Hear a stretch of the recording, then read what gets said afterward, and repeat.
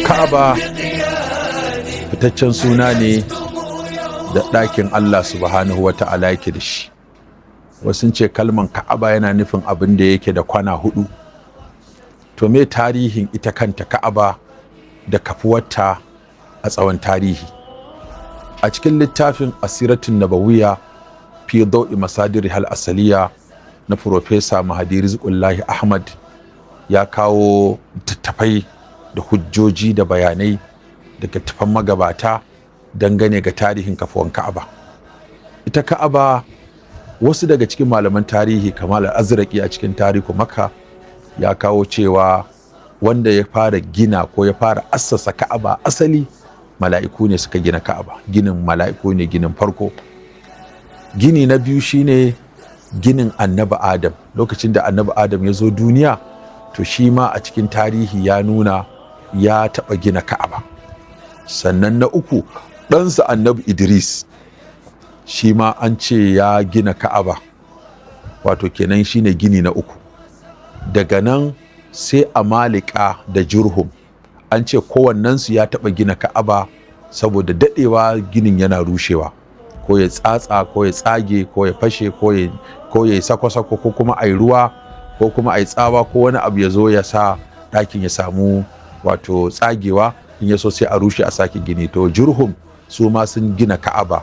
Haka Amalika su ma wata kabila ce da ta zauna a Makka, ta daɗe, sun yi shekaru aru-aru suna mulki a Makka, su ma sun gina Ka'aba.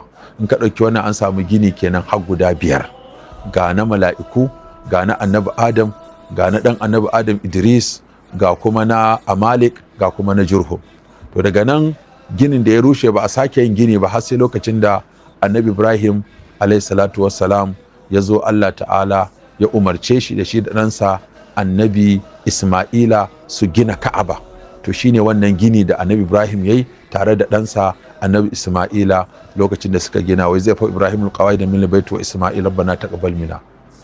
To shine suna addu'a, wa iz yarfa'u Ibrahim alqawaid min albayt wa Isma'ilu rabbana taqabbal minna. Wannan gini shine wanda ya fi shahara, shine wanda kuma wasu malamai ma suke ga kamar shine asali, saboda shine alkur'ani ya fara ambata a cikin tarihi dangane ga fara ginin Ka'aba. Wannan kuma shine a tarihi, kuma an biyo wancan silsila za a ga shine gini na 6, in kuma an bi wancan za a ga shine gini na farko.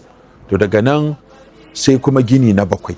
Shi gini na 7 wanda ya shi shine Qusay bin Kilab. Lokacin Qusay bin Kilab shi ma an samu wato cikowa na ruwa wanda ya zo ya wato dake wata katanga daga cikin katangun Ka'aba din wanda ya tsage.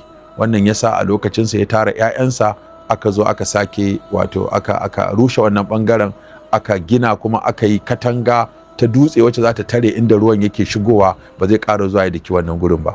Za ka yi kamar shi ya yi renovation ne kenan, tuna ba dukkan ta ya rushe ba, amma dai ana sa shi cikin shi Al-Qusay bin Kilab, shine wato yana cin waɗanda suka gina Ka'aba, kuma yana cin wanda ya tattara kan Qurayshawa suka zamo kabila ɗaya bayan da sun tarwatsi.